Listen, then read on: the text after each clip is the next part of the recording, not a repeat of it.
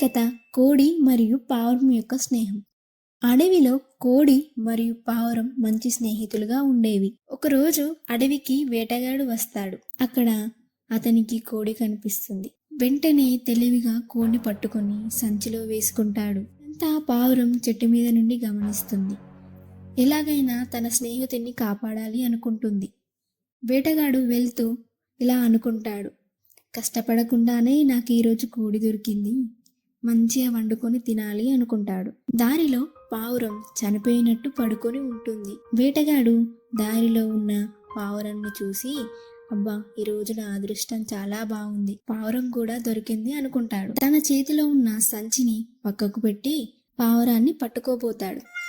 ఇంతలోనే పావురం ఎగిరిపోతుంది. కోడి కూడా తప్పించుకుంటుంది. ఇక చేసేది ఏం లేక వేటగాడు బాధపడుతూ ఇంటికి వెళ్తాడు. ఇలా కోడి పావురం రెండు ప్రాణాలతో బయటపడతాయి. నీతి: ఆపదలో ఉన్న స్నేహితులని ఆదుకోవాలి. అనగనగా ఒక ఊరిలో పిసినారి రామయ్య ఉండేవాడు. ఆయన ఇంత పిసినారి అంటే డబ్బు సంపాదించడమే కానీ ఖర్చు పెట్టడం ఇష్టం లేనివాడు. తన ఇంటి ముందు ఉన్న బావిలో తన దగ్గర ఉన్న బంగారు నాణాలను, డబ్బును రహస్యంగా దాచేవాడు. పిసినారి రామయ్యకు ప్రతిరోజు పడుకునే ముందు రహస్యంగా దాచిన డబ్బును, బంగారు నాణాలను లెక్కపెట్టే అలవాటు ఉండేది. ఒకరోజు పిసినారి రామయ్య డబ్బులను, బంగారు నాణాలను లెక్క పెడుతూ ఉండగా ఒక దొంగ రహస్యంగా చూస్తాడు. రామయ్య ఇంటిలోకి వెళ్ళగానే దొంగ డబ్బులను దొంగతనం చేస్తాడు. మరుసటి రోజు రామయ్య డబ్బును చూడడానికి బావి దగ్గరికి వెళ్ళగా కానీ డబ్బు ఉండకపోయేసరికి రామయ్య కంగారు పడుతూ గట్టిగా అరుస్తాడు. దీనికి చుట్టుపక్కల ఉన్న వాళ్ళు వచ్చి ఏం జరిగిందని విషయం తెలుసుకుంటారు. ఎవరైనా ఇంటిలో సొమ్ము దాచుకుంటారు, నువ్వేమో బావిలో దాచిపెట్టుకున్నావు, దాంతో ఏదైనా కొనుక్కోవచ్చు కదా. వారి మాటలకు పిసినారి రామయ్య, కొనుక్కోవడమా? నేను అసలు ఆ బంగారంను, డబ్బును వాడను, అది దాచుకోవడానికి మాత్రమే అంటాడు. ఇదంతా విన్న ఒకతను పిసినారి రామయ్యతో ఇలా అంటాడు, ఒక రాయిని బావిలోకి విసిరి అదే నీ సొమ్మనుకో, నువ్వు వాడనప్పుడు దానికి విలువేది? రాయైనా బంగారమైన ఒకటేగా, నువ్వు వాడనప్పుడు రెండు విలువలేనివే అంటూ అక్కడి నుండి వెళ్ళిపోతాడు. నీతి: ఉపయోగించని సొమ్ము ఉన్నా లేకున్నా ఒకటే. ఈరోజు మనం చెప్పుకునే కథ మామిడి చెట్టు, సోమయ్య. లక్ష్మీపురం అనే గ్రామంలో సోమయ్య, మంగమ్మ అనే దంపతులు ఉండేవారు. సోమయ్య రోజు అడవికి వెళ్ళి కట్టెలు కొట్టుకొని వచ్చేవాడు. మంగమ్మ ఇంటి పనులు చేసుకుంటూ ఉండేది. సోమవారం జరిగే సంతలో కట్టెలు అమ్ముకొని వచ్చేవాడు సోమయ్య. ఇంకా ఎన్ని రోజులండి మనం కట్టెలు అమ్ముకొని పేదరికంలోనే ఉందామా?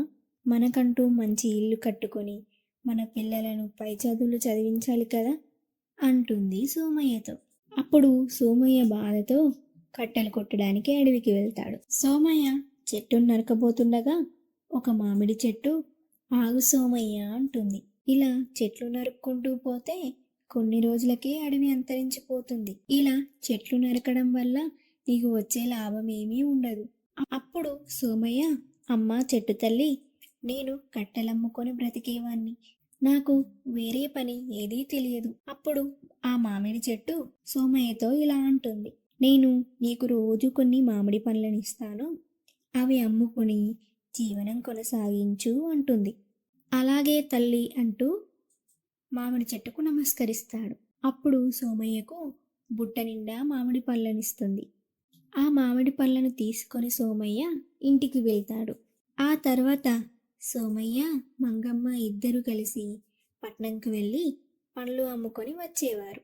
ఇలా రోజు పట్నంకి వెళ్ళి మామిడి పళ్ళను అమ్మేవారు. అలా చూస్తుండగానే మంచి లాభాలు వస్తుంటాయి. సోమయ్య ఒక మంచి ఇంటిని కూడా నిర్మించుకొని కుటుంబంతో సంతోషంగా ఉంటాడు. ఈరోజు మనం చెప్పుకునే కథ, ఒక ఊరిలో సుందరయ్య, వెంకటమ్మ అనే ఇద్దరు దంపతులు ఉండేవారు. వీరిది చాలా పేద కుటుంబం. సుందరయ్య తనకున్న కొంత పొలాన్ని సాగు చేసుకుంటూ వచ్చిన ధాన్యం నమ్ముకొని జీవనం కొనసాగించేవాడు.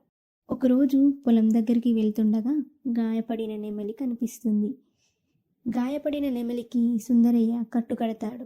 ఆ తర్వాత నెమలి అక్కడి నుండి వెళ్ళిపోతుంది.